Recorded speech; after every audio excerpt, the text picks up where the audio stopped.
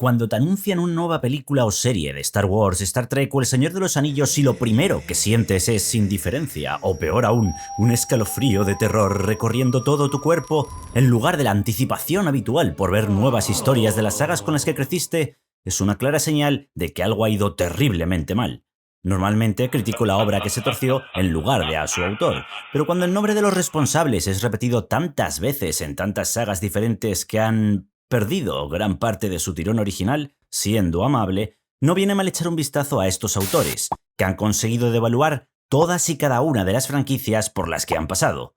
Y aunque me tienta empezar por Kathleen Kennedy, la emperatriz de este grupo de Terminators, el primer caso que quiero analizar con vosotros es el de JJ Abrams y el trabajo que hizo con las sagas de Star Trek y Star Wars. Y no acaba ahí su influencia, porque la productora de la que es fundador, Bad Robot, ha sido capaz de continuar este legado de destrucción con otras sagas. La verdad es que si empiezo por Abrams es porque de los tres casos que voy a analizar, él es el único que considero tiene creatividad e ideas propias. Bueno, todos tenemos ideas, pero al menos algunas de las suyas han sido originales y ha sido capaz de crear decentes producciones de cine y televisión. Abrams fue creador, escritor y director de varias series de televisión populares. Siendo honestos, la única que realmente me interesó y vi hasta el final fue la serie de Lost, que le lanzó al estrellato.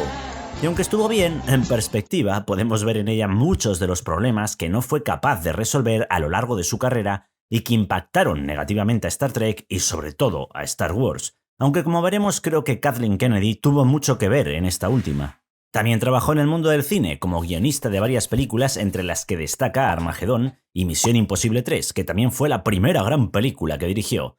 Y no se puede decir que sea de las mejores de esta franquicia. Desde luego para mí fue intrascendente y apenas tengo un vago recuerdo de lo que iba. El caso es que gracias a su carrera hasta entonces, Misión Imposible 3 se estrenó en el 2006. En 2009 dirigió la primera película de Star Trek en la gran pantalla, desde Star Trek Nemesis en 2002, que fue un desastre. Pero Paramount quería apuntar alto con esta nueva producción de Star Trek, quería que Star Trek 2009 revitalizara toda la franquicia y lo iban a hacer con una nueva historia de los orígenes de los populares personajes de la saga. Aunque la película no fue realmente lo que esperaban los fans de Star Trek, la realidad es que fue bien recibida tanto por los críticos como por la mayor parte de la audiencia en general. Y Abrams dirigiría la segunda parte de la nueva línea temporal que inició con Star Trek Into the Darkness.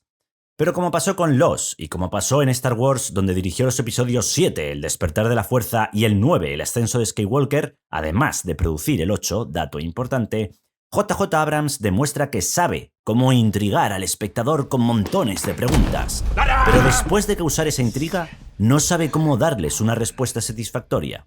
Da la impresión de que ni siquiera él sabe dónde van a acabar sus tramas, y tal vez eso explique por qué muchas de las preguntas que plantea en sus historias para atrapar al espectador quedan sin respuesta o recurre a un deus ex machina para no tener que resolverlas de manera coherente.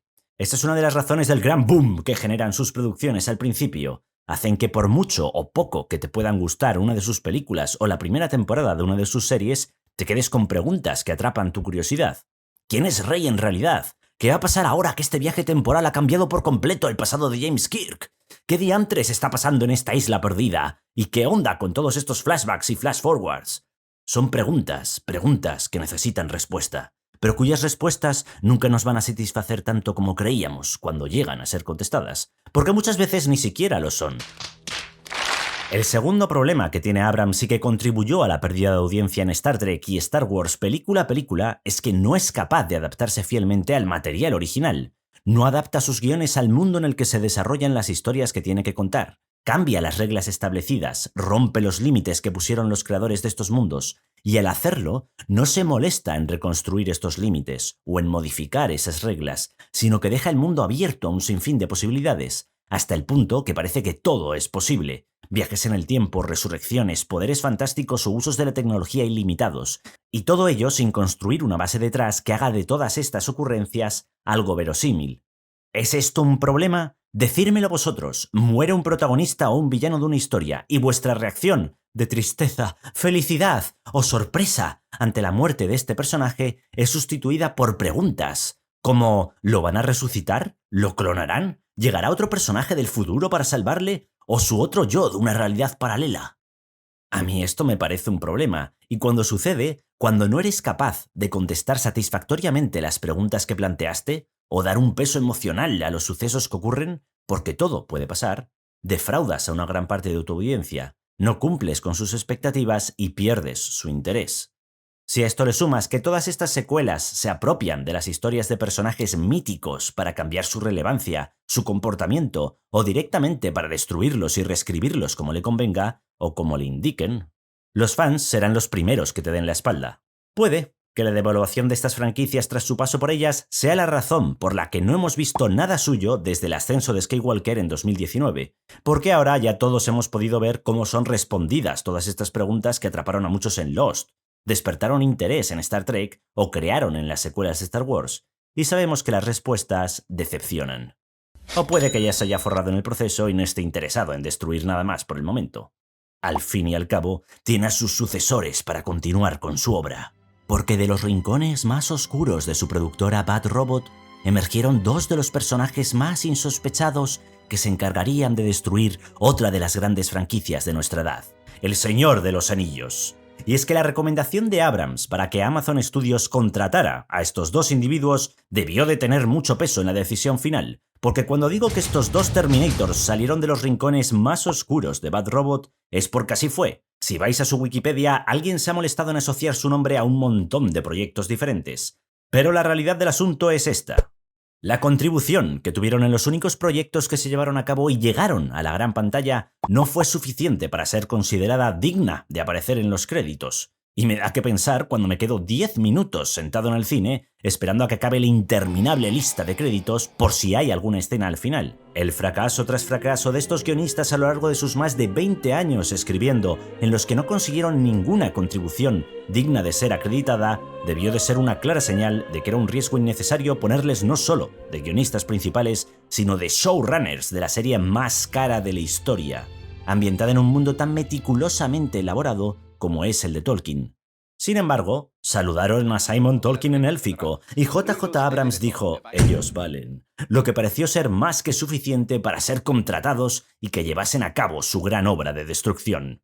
¿Recordáis las preguntas sin respuestas o con respuestas ridículas de Abrams? ¿Las incoherencias de guión? ¿Los Deus Ex Machina? Bueno, multiplicarlas por 10, añadirles desvirtuar o destrozar, para ser exactos, personajes icónicos y el mundo mitológico del más grande autor de literatura fantástica hasta la fecha, y tenéis la esencia de lo que es Los Anillos de Poder. You have not seen what I have seen.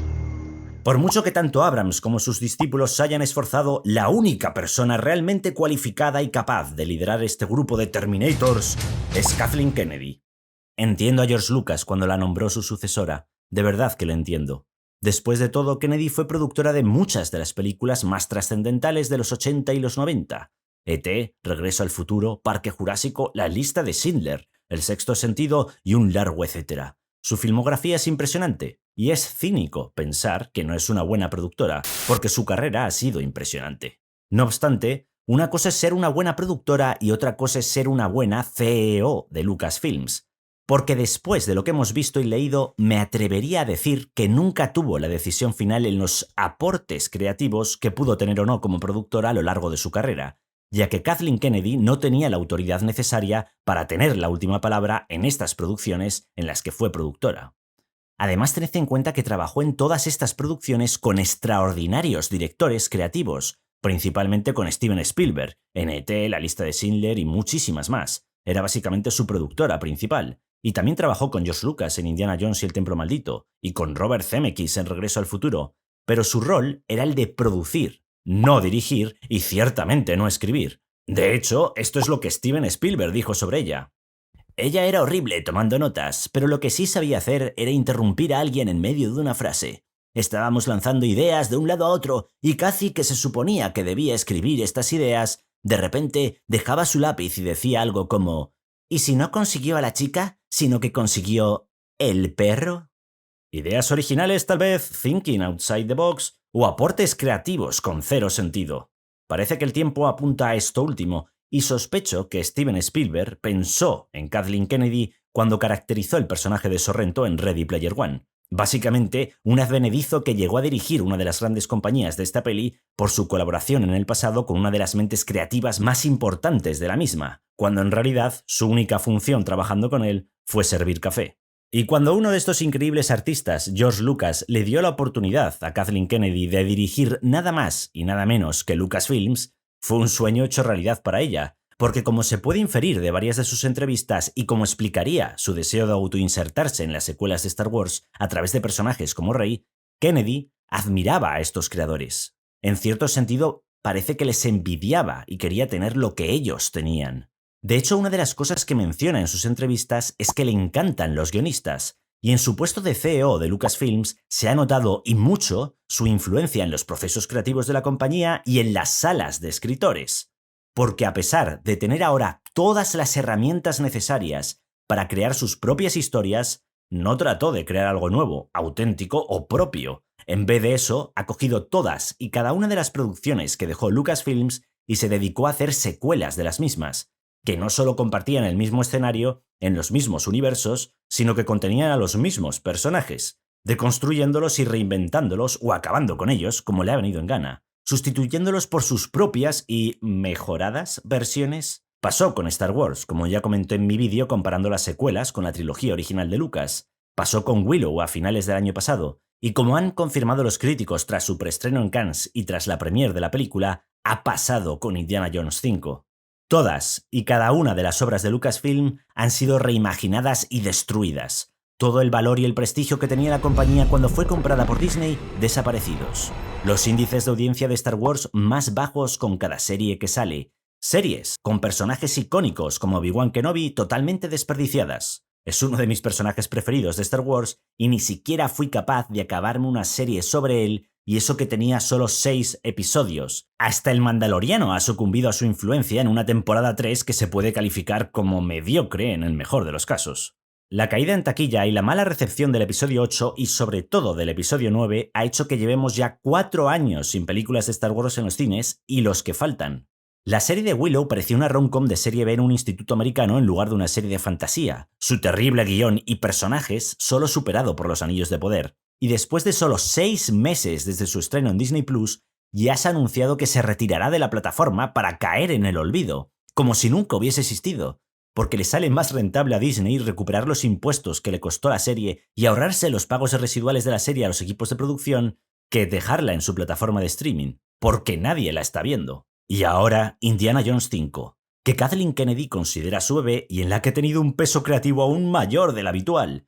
La 4 fue mediocre y olvidable, pero esta promete superarla si las críticas son un indicio. El único objetivo de la película parece ser sustituir a Indiana Jones por una versión femenina del mismo. Y para hacerlo, al parecer, tenían que humillar y deconstruir a Indy en pantalla. Por todo ello, podemos afirmar sin lugar a dudas que Kennedy se lleva la corona como emperatriz de los Terminators. Pero ¿cuál de todos estos casos fue el que más te afectó a ti? O tal vez algún otro que no he mencionado en este vídeo, como el caso de Netflix con The Witcher.